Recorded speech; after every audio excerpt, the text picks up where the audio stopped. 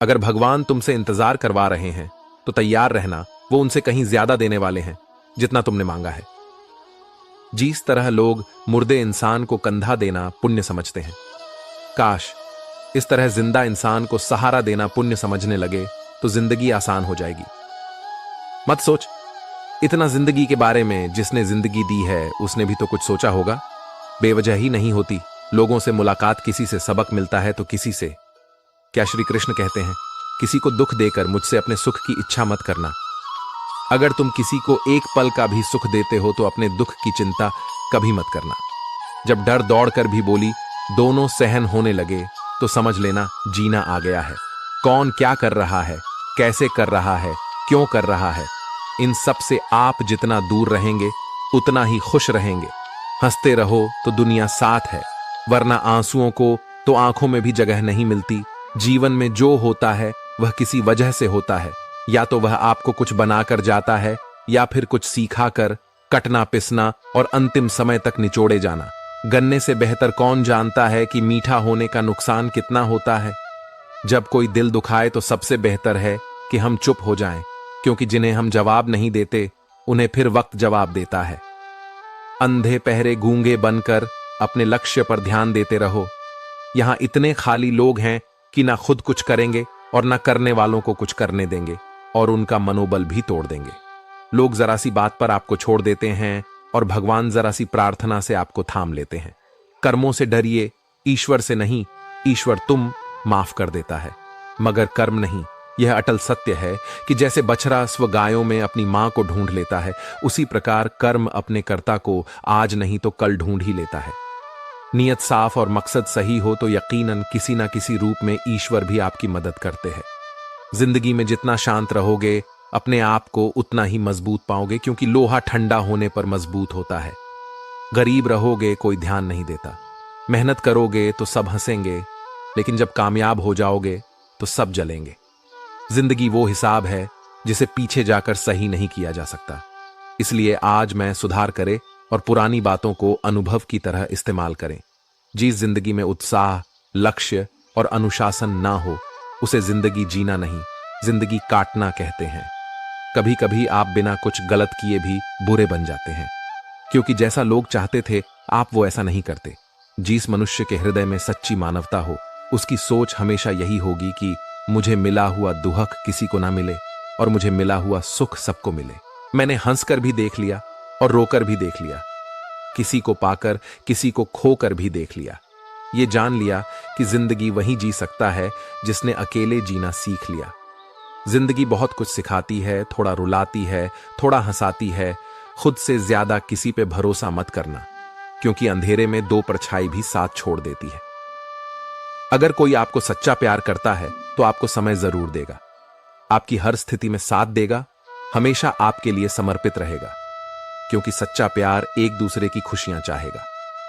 आंखों में पानी नहीं, लोहे को कोई नष्ट नहीं कर सकता, बस उसका जंग उसे नष्ट कर सकता है।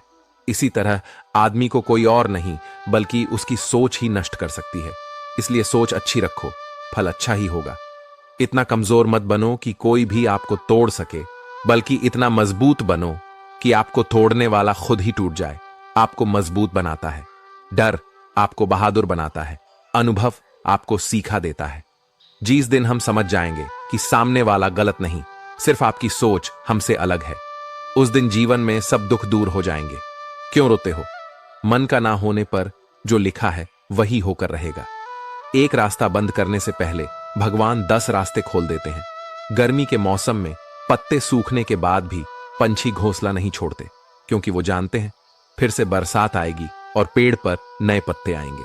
जो हुआ उसे भूलकर नई शुरुआत करो और याद रखो, जिसका कोई नहीं होता उसका भगवान होता है। मतलब से जुड़े रिश्ते मतलब तक साथ देते हैं, लेकिन दिल से जुड़े रिश्ते आखिरी सांस तक निभाते हैं।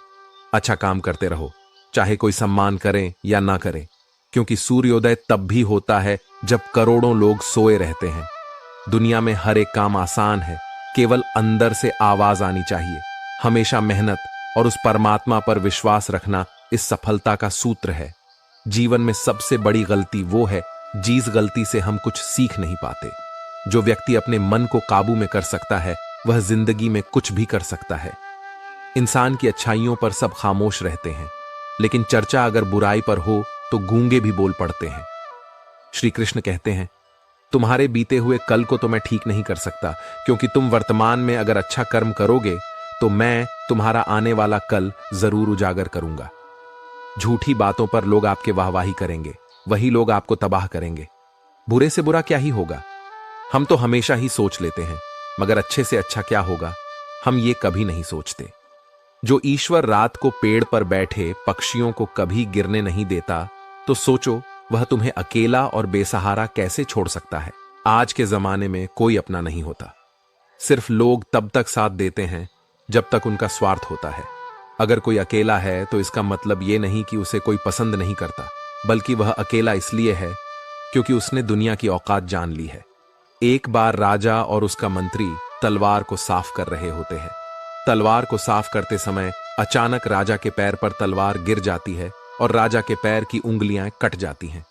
उस राजा को उंगली कटने के कारण बहुत ही तकलीफ हो रही थी, बहुत ही दर्द हो रहा था, लेकिन उसका मंत्री कहता है, शांत रहिए महाराज, जो कुछ भी होता है अच्छे के लिए होता है।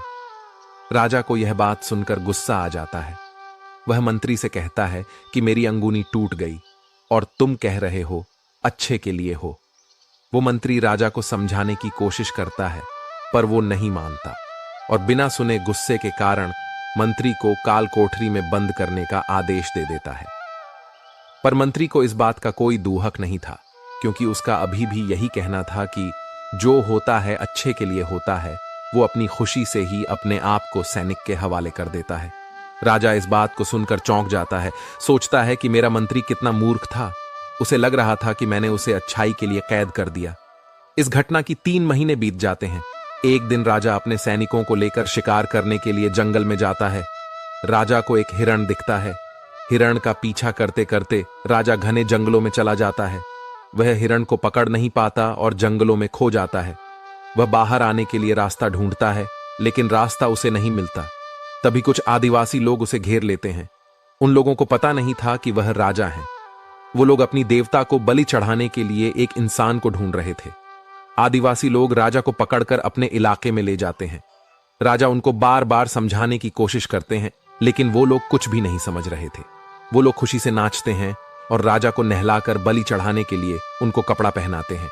अब राजा को लगता है कि वो मरने वाला है। जब आदिवासी लोगों का मुखिया राजा को मारने जाता है, तब देखता है कि राजा की पैर की उंगली कट चुकी है। इसको देखकर उसका मुखिया कहता है कि इस इंसान की बलि नहीं दी जा सकती, क्योंकि ये इंसान पूरा नहीं है, एक अंक कटा हुआ है और उनके भगवान को एक पूरे इंसान की भले ही दी जा सकती है। अगर ऐसे इंसान की बलि दी जाए जिसका अंक पहले से कटा हुआ है, तो उनके देवता खुश होने की जगह नाराज हो जाएंगे। फिर वो लोग राजा को छोड़ देते हैं। राजा खुशी खुशी अपने महल चला जाता है और सोचता है, अगर मेरी उंगली उस दिन ना कटी होती तो आज मेरी मौत हो जाती। इसका मतलब मंत्री सही कह रहा था, जो कुछ होता है अच्छे के लिए होता है। फिर राजा अपने शनि को बांधे देता है कि जल्दी से जाकर मंत्री को रिहा किया जाए। ये राजा मंत्री को अपना पद वापस देते हैं और पूछते हैं, मंत्री उस दिन मेरी उंगली कट गई, मेरे लिए अच्छा हुआ, मैं मान गया, लेकिन तुम जेल में हो, इससे तुम्हारा क्या अच्छा हुआ? मंत्री खुशी खुशी राजा से कहता है, महाराज आप शिकार के लिए जाते तो आपके साथ मुझे भी आना पड़ता, और अगर मैं आपके साथ जाता हूं तो वो लोग मुझे मार देते। मंत्री की बात सुनकर राजा को समझ आता है कि जो भी हमारे जीवन में होता है वो अच्छी के लिए होता है। अगर हम अपने जीवन में देखें तो हमारे जीवन में भी कुछ मुश्किलें आती हैं। हम उनका सामना नहीं करते, हम उनको ही दोष देते हैं। ये मुश्किलें हमें आगे बढ़ाने और मजबूत करने के लिए ही आती है। हमें हर मुश्किलों को सकारात्मक तरीके से देखना चाहिए, क्योंकि हर चीज कुछ ना कुछ सिखा कर ही जाती है। हर व्यक्ति के जीवन में सुख और दुख का आना जाना बना रहता है। दोस्तों, आशा करते हैं कि वीडियो आपको पसंद आई होगी। मिलते हैं जल्दी नए ज्ञानवर्धक वीडियो के साथ। धन्यवाद।